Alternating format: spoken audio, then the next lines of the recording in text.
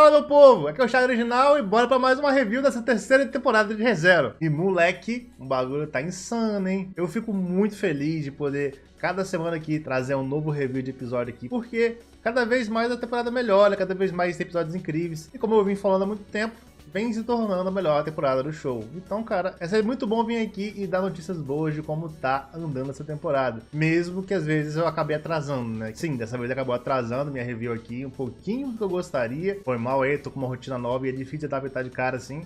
Mas logo logo isso passa, beleza? Então peço um pouquinho de paciência aos senhores. Tivemos um bom episódio de forma geral, apesar de que esse provavelmente foi daqueles episódios que a produção acabou cortando um pouco os gastos e trazendo certos momentos um pouco menos caprichados do que o habitual, e em algum momento isso ia acontecer, é inevitável, apesar de que boa parte do tempo do episódio estava maravilhoso, acho que 90% do episódio tá perfeito, pra ser sincero. E bom, antes de entrar de vez na review, aquele recado de sempre, né? Se inscreve no canal, deixa o like e o hype para me ajudar e fortalecer aqui o canalzinho. Comenta o que vocês estão achando aí, tanto do episódio como também da temporada de modo geral, bota trocar essa ideia nos comentários, ajuda demais também no vídeo. E enfim, vai ter spoiler, né? Vocês estão ligados, é um vídeo de review e é inevitável, né? Então, infelizmente, acaba rolando. Se você não viu o episódio ainda, vá lá ver e depois volta pra cá. Show? O episódio começa com a Emília e a 184 trocando ideia para ela entender o que tá rolando. Ela explica pra Emília que a cidade foi sitiada pelo culto das bruxas. Eles têm suas exigências para poder libertar as pessoas. E se ela agir ao contrário, vai ser muito pior. Ela mesma foi levada ali pelo bispo da ganância. Emília fica confusa a princípio, porque mais cedo ela tinha topado com um bispo, mas foi o bispo da ira. E a 184 basicamente confirma que geral tá ali, ou provavelmente tá ali. Então nessa vez vai ter vários bispos na cidade para poder lidar. E ela faz um adendo dizendo que o Regulus é um deles, né? O bispo da ganância. E a Emília vai lá e fica surpreso com isso, cara.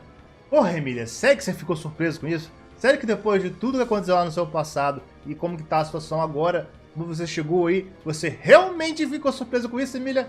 Porra, Emília, pelo amor de Deus. Pô, chega a ser irritante o que o Tapei faz com ela de vez em quando, velho. Pô, parece que ele pega todo o desenvolvimento que a personagem teve até então e em certos momentos joga de lado em prol dessa personalidade toda inofensiva e ingênua pra caralho, porque sim, foda-se. Depende do que o roteiro quer. Então, cara, eu acho isso muito paia, mas que bom que está passando logo acaba. Então, ela finalmente percebe que um dos pedidos do culto é justamente para ninguém impedir o casamento dela com o Regulus, ou a cidade precisava ter que dar uma nadada. E, obviamente, ela fica triste com isso, afinal de contas, essa situação tá meio que sobre os ombros dela agora e ela não pode fazer muita coisa. Ela suspira em tristeza, chamando pelo Subaru. E a 184 escuta isso e pergunta, né? Já que ela tinha falado isso mais cedo, e isso era o nome de um homem. E a Emília diz que sim, que é o nome do seu cavaleiro. Cara, eu acho muito fofo a forma como ela sempre faz necessário falar o tempo todo pra todo mundo que ele é o cavaleiro dela. Bom demais isso, moleque. O EP corta abruptamente, né? Às vezes acontece, de um turbilhão absurdo de água, onde o nosso menino Subaru tá se afogando em meio a um monte de gritos. E eu não sei muito bem de quem são esses gritos, não é exatamente dele que tá rolando, parece mais um sofrimento de modo geral do pessoal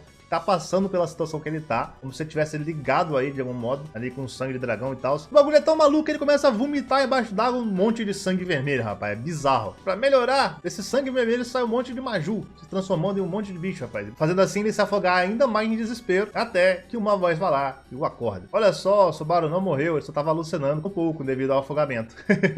E bom, ele tá ali são e salvo às margens da inundação. E vocês perguntam, quem chamou e salvou a vida do nosso querido Subaru? Eu respondo, nossa querida princesa do sol. Simplesmente, aparentemente, Priscila Balieri foi lá e salvou nosso menino de se afogar. Ele tá lá jogado no chão, e ela reclama que ele tá demorando a acordar, vai lá, usa sua magia de fogo e coloca a mão na cara dele para poder despertá-lo, né? Assim queimando a cara dele. Bem padrão Priscila, não é mesmo? Logo de cara dá para perceber algo nessa cena. A perna dele que foi arrancada retornou de algum modo, né? O Subaru levanta assustado depois dessa situação e pergunta o que rolou, se ele caiu no canal e estava ali se afogando, ou mesmo se tinha rolado uma inundação, que é confirmado depois pela Liliana que estava ali atrás da Priscila. Com isso, o Subaru finalmente lembra da perna que foi arrancada, olha para baixo preocupado para ver o que aconteceu e fica surpreso. Ela estava lá. Mas por que ela estava lá, se ele não retornou através da morte? E aí ele toma coragem para ver que porra que está acontecendo com essa perna nova dele ali, retira as bandagens e descobre a imagem por trás daquilo. Era como algo em formação, a pele estava naquela primeira camada ainda, uma pele com partes meio necrosando, com veias negras que pulsavam de forma grosseira, tá ligado? E é engraçado que ele pergunta se esse não era um efeito da magia de cura do Félix, né? Claro que é, pô, confia. Obviamente a Priscila resolve testar, pra saber que porra é essa. Ela pega o leque dela e rapidamente ali fecha ele e utiliza a ponta para poder fazer um corte no mesmo, perfurando assim a sua perna como uma agulha, e depois de rir um pouquinho da cara dele de surpreso, pede para ele não gritar, e com um movimento rápido, decepa um pedaço assim da perna dele, abrindo um talho gigante na perna, revelando assim o interior do mesmo, né? E cara, o interior da perna dele tá quadrado de preto, não sai sangue algum do ferimento que ela abre, mas que doa nele, para instantes depois regenerar em alta velocidade, tal qual a Cápila fazia, voltando a ser o normal, ou pelo menos, né, o normal que se tem nessa situação. E com isso ele percebe quem é o responsável pela perna dele ter voltado, já que foi a Cápila usando sangue de dragão na perna dele. E Priscila escuta isso e resolve explicar para ele que isso era um tesouro que o grande dragão sagrado concedeu à família real de Lugnica. E olha só, ela consegue ser bem legal quando não tá agindo igual uma escrota o tempo todo. Parabéns aí a Priscila. Nesse momento vem uma cena que me incomodou um pouco, confesso. E a Leliana do nada começa a cantar sobre a porra do dragão e a relação com a família real, enfim. É um bagulho sim, mas porra, foda-se, eu nem prestei atenção direito, um time de merda pra começar a cantar uma música, velho. Porra, tá de sacanagem, Leliana. Não perceber o clima da situação não, como é que tá tenso, todo mundo fudido, aconteceu um monte de desgraça, o Subaru tá ali no chão com a perna toda fudida, não sabe o que tá acontecendo, aí você vai lá começar a cantar do nada, porra. Se fuder, bicho. A canção meme dela finalmente termina, com isso a Priscila percebe uma oportunidade de testar outra coisa. Ela queria saber se só a perna dele regenerava assim, ou outras partes do corpo também. Com isso, ela foi lá e fez um leve corte no pescoço dele. Novamente, sem perguntar, obviamente. Assim descobrindo que é só a perna dele que cura, o pescoço continuou jorrando sangue. E tudo isso rindo da cara dele, pô. Obviamente, é a Priscila, afinal. Deixando assim nosso menino Subaru puto, né? Aí ele pergunta o que rolou com o restante do pessoal, e Liliana responde que ela não sabe, mas explica o que rolou mais cedo. A demolição de portas foi aberta, desceu uma grande quantidade de água ali pra Estela e saiu destruindo um pedaço da cidade, para em seguida ser fechada novamente. E com isso as pessoas dali conseguiram fugir para um abrigo. Priscila também revela novas exigências do culto, que ele não escutou porque estava desmaiado, o que o deixa ainda mais puto, afinal de contas, tudo ali meio que envolve ele de certa forma, e ele promete com isso quebrar o Regulus no soco, né? Afinal de contas, ele não vai deixar a Emília casar com ele, muito menos eles tocarem na Beatriz. Na real, ele não vai deixar ninguém fazer porra nenhuma nesse culto. Priscila fica surpresa com a coragem do moleque e resolve dar pra ele uma recompensa. E você se pergunta pra mim, que recompensa que ela vai dar? Calma, pô, vai ser respondido agora. Subaru fica confuso e ela vai lá, sorrindo pra ele, agarra o Subaru e rapidamente taca ele com tudo no chão. Bela recompensa, eu diria. Subaru nem tem tempo de reclamar por aquilo, porque no segundo seguinte, uma criatura pulou sobre onde ele estava, com Priscila saltando para trás para desviar, revelando assim um Maju, tipo aqueles cachorros de sempre, mas um tanto diferentes. Daqui uns semi-Maju. E sim, nesse momento começa as vaciladas gerais da animação. Afinal de contas, uma hora o CGI ia vir, era inevitável. E posso dizer, não foi a pior coisa do mundo, mas também não posso falar que tá bonito. Não vou ficar reclamando pra caralho também, até porque é uma luta isolada e que nem demora muito. Já tivemos coisas lindas até aqui na temporada, mas não deixa de ser estranho. Pelo menos não tá CGI o tempo todo, meio que fica alternando entre CGI e o 2D em algumas cenas, né? E como a Priscila é muito forte, ela rapidamente puxou o espadão lá e acabou com os bichos sem muita dificuldade, fazendo a luta não demorar muito, né? O problema dessa cena específica dela dando o golpe é que eu também não curti a forma como foi feito esse golpe dela. Eu sei que vocês tentaram usar aquela forma de parar a imagem ao entorno da personagem enquanto ela se mexia para tentar mostrar o quão absurda é a velocidade dela, mas a real é que ficou estranha a forma como foi feita, ficou parecendo faltar alguns frames da imagem, com isso ficou meio travado. Mas enfim, ela corta geral, cai no chão dividido e pega fogo depois, matando os bichos instantaneamente praticamente, mostrando o quão absurdo de forte ela é. E sim, tudo isso era a tal recompensa que ela queria dar ao Subaru. Ela resolveu proteger ele porque se ela não fizesse nada, ele estaria indefeso ali perante esse monte de bicho sem nada poder usar contra os Maju. Agora eu pergunto, precisava tacar ele no chão com tudo assim pra poder mostrar isso a ele, enquanto ela era forte e tal? Precisava, Priscila?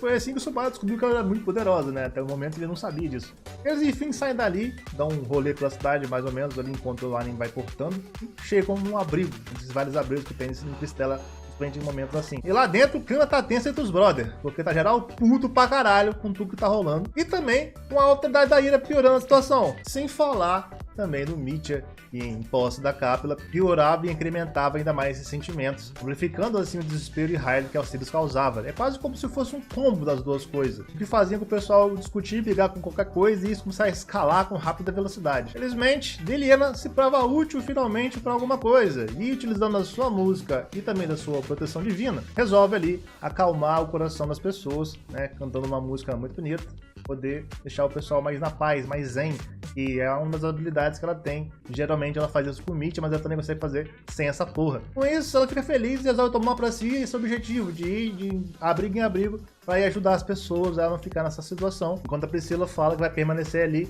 porque ela tava procurando apenas um abrigo esse tempo todo, né?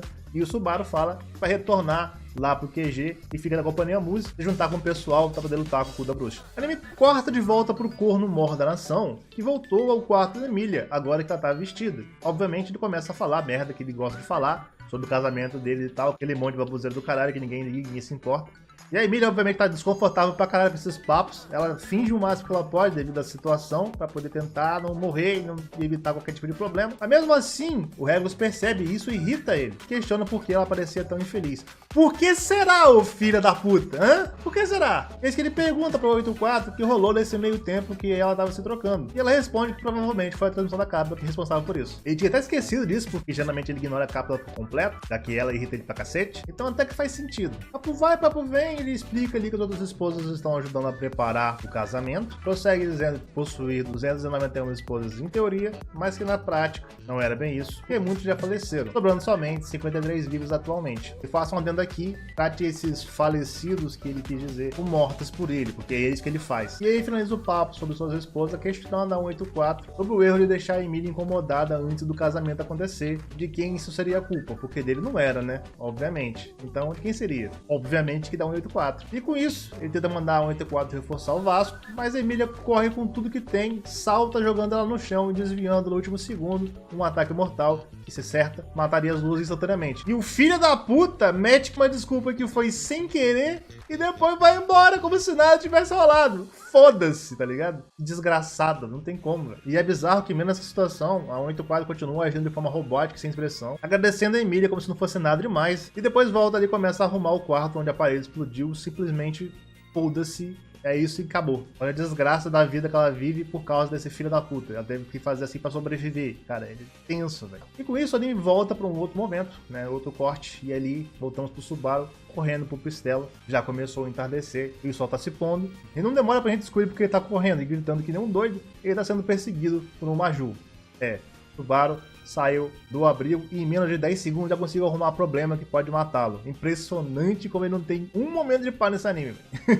Ele tropeça, cai de cara no chão, tenta se levantar rapidamente, mas já é tarde. O Major alcançou ele, saltou e vai matá-lo instantaneamente, né? Mas algo vem rapidamente e corta o bicho no meio, fazendo ele cair com as partes em volta do Subaru ali, salvando ele no último segundo. Ele gostava pelo seu grande amigo Julius, revelando assim que ele não morreu na luta contra Gula e que tá feliz pelo Subaru estar bem. Mas aqui bem é a última coisa que eu diria quando eu penso sobre o Subaru nesse momento. O Subaru também fica feliz por ele estar ali, pergunta sobre os outros, afinal de contas ele não encontrou com ninguém até o momento. E ele fala que já que tá lutando estava bem, no entanto o QG deles foi atacado. Deixa ele em choque, afinal de contas tinha um monte de refém lá, um monte de ferido lá, inclusive é Beaco, e podia se machucar com isso. Julius pede calma, revela que transferiu o QG da companhia música lá pro gabinete da prefeitura, revelando assim que eles tomaram do mesmo do culto, o que deixa o Subaru surpreso. Assim, eles retomam justamente pra lá, pra se reunir com o pessoal, e chegando lá, ao abrir a porta, eles dão de cara com uma cena muito incomum, no mínimo, né?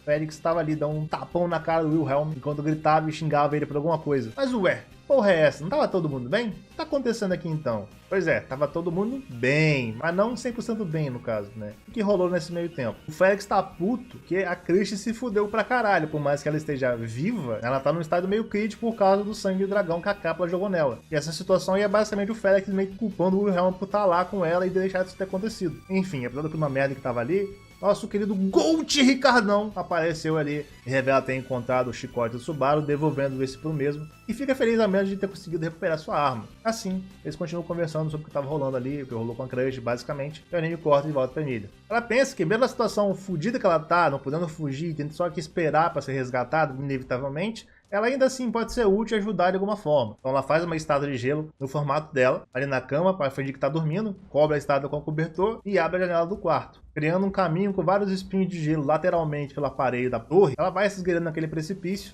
e percebe que todas as torres foram tomadas de uma vez pelo culto. Enquanto podemos ver que mesmo em meio à destruição, Cristela continua muito bonita. A arte e o design de ambientes dessa temporada tá um primor. Parabéns a White Fox também por isso. Tá tudo maravilhoso, não tem nada a reclamar em relação a isso. O plano da Emília é basicamente tentar descobrir em que torre está cada bispo. Sendo que da dela tá o Regulus, então qual seria a que está diretamente em frente a essa? Saber disso podia ajudar o pessoal em um plano futuro. Então temos finalmente a cena dela escutando a conversa do Regulus com a Capela. Quero dizer aqui que apesar de uma animação muito bonita e uma trilha sonora espetacular como sempre, que são de fato pontos fortes, essa cena me incomodou um pouco. O resumão do Barusu, ele fez essa cena utilizando a edição dele e a forma como ele lia a novel, um momento muito mais tenso do que a adaptação conseguiu fazer, na minha visão. Como se a qualquer momento a Emilia pudesse ser pega tentando fugir dali ou bisbilhotar o Regulus. A descrição da narração, cara, era muito bizarro. Você realmente ficava atento e sabia o que podia rolar ali. O anime, ele tenta fazer isso, mas de uma forma diferente. Você vê a Emilia meio que agindo como uma espiã, como se tivesse um treinamento pra isso. Em nenhum momento parece que ela vai ser pega ali. Ela no máximo se esconde no canto da janela porque quase se deixou aparecer, mas fora isso não. Não me recordo 100% da cena na novel, mas eu tenho certeza que ela quase foi pega ali. Então ficou mais parecido um resumo, né, como geralmente o anime faz desse tipo de coisa na adaptação. Novamente, não ficou ruim, de modo geral. É apenas uma coisa que me incomodou especificamente. E olha que eu sou no Only Anime, né, na teoria.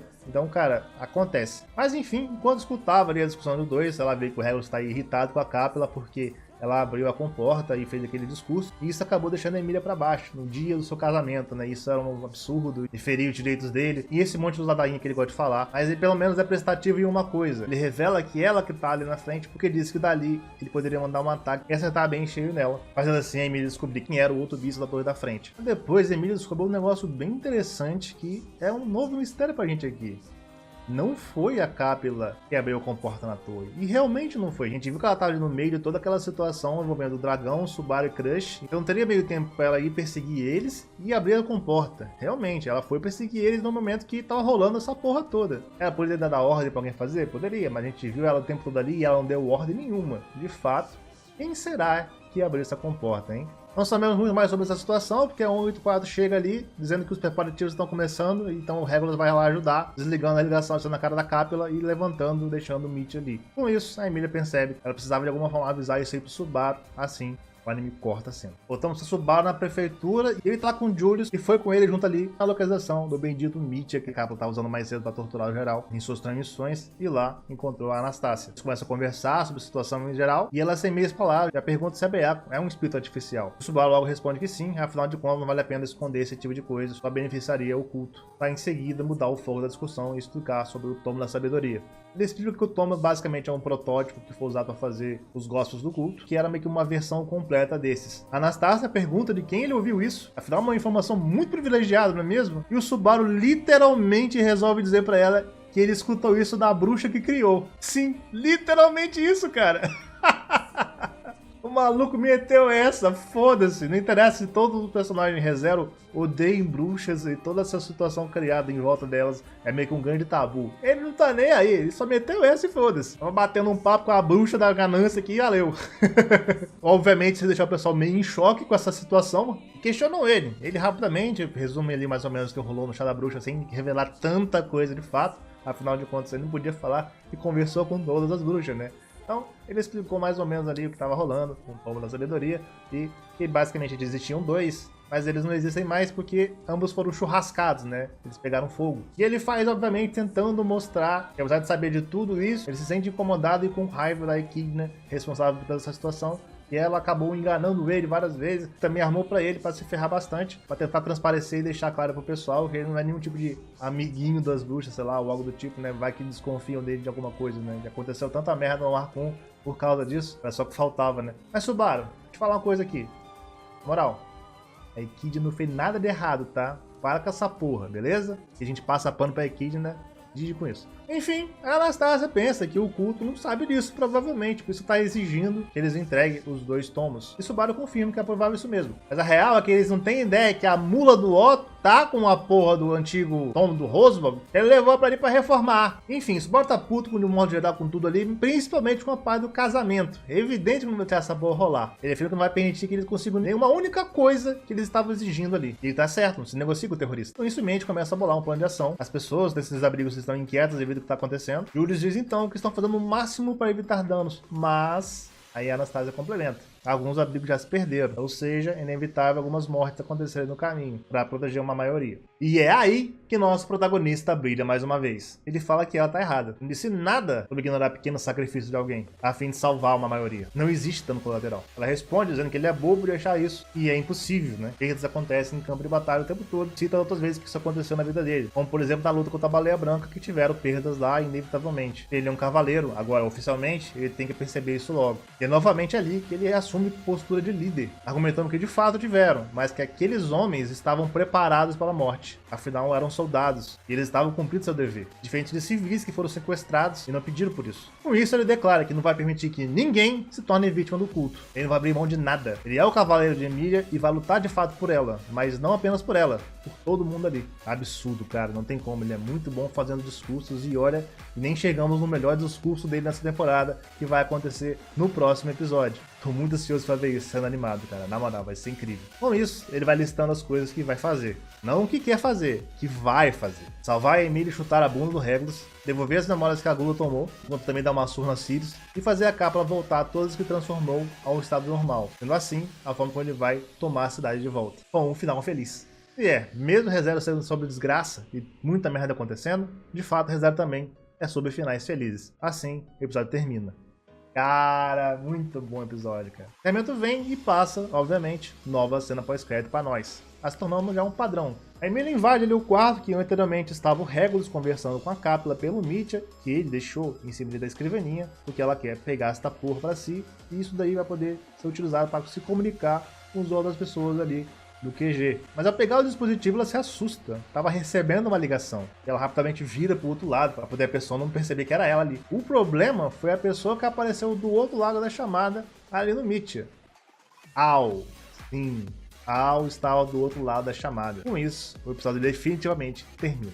Cara, doideira, não tem como, muito bom, cara. Mais um bom episódio da temporada, ela tá animal, e o próximo deve ser definitivamente o melhor episódio da temporada. Como falei, teve alguns problemas nesse episódio, como os Majus na Lacena lutando com a Priscila. A própria luta em si é muito meme também. Mas tinha que tirar o orçamento de algum lugar dessa porra pra poder fazer Dragão 2D, né? Algum lugar tem que sair.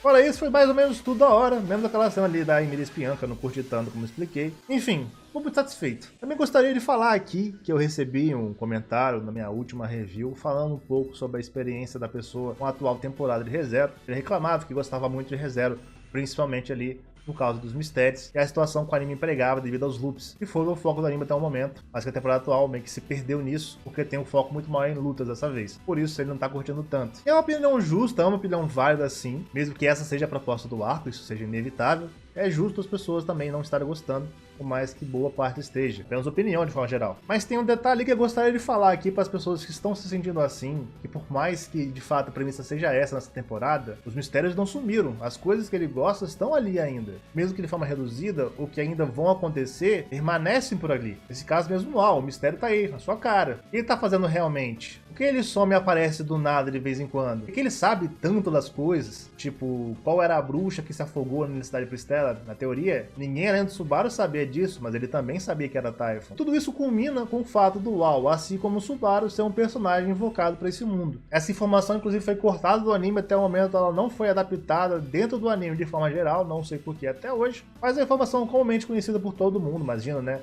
Da Novel e do pessoal que faz conteúdo de ReZero e acompanha na internet. Apesar disso, recentemente revelaram isso daí em um material promocional, tecnicamente falando assim, do anime, e aquelas pausas durante o episódio para mostrar comercial. Onde bota aquelas cenas dos personagens de Chibi conversando sobre alguma coisa, ali o Subaru encontrou com o Al e ali ele revelou para ele, e assim como ele era de outro mundo, tá ligado? Ele era invocado, tipo, é uma informação gigantesca que foi tacada ali, foda-se, tá ligado? Tá doido, acontece, muito paia, de fato. Mas foi a forma que eles usaram. Eu quero dizer, os mistérios não sumiram, eles continuam ali. Existem vários que vão sempre permanecer, tem coisa que vai aparecer mais pra frente, principalmente no próximo arco. É só esperar e curtir a temporada, cara. Às vezes coisas diferentes são uma maneira de você ter uma nova experiência com algo que você curte. Aproveite, cara. Enfim, pessoal, com isso, encerro aqui a minha review. Bom episódio, tô muito ansioso pelo próximo. Vai ver ele amanhã, ali na roxinha, às 22 horas, como sempre, né?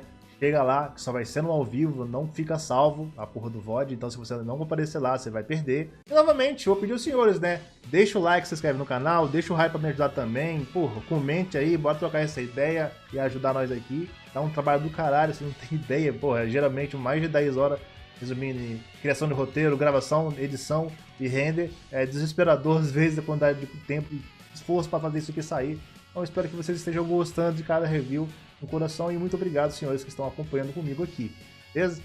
Então é isso, pessoal, muito obrigado pelo apoio. Eu vou indo nessa para editar este monstro que vai ser esse vídeo e até a próxima. Falou!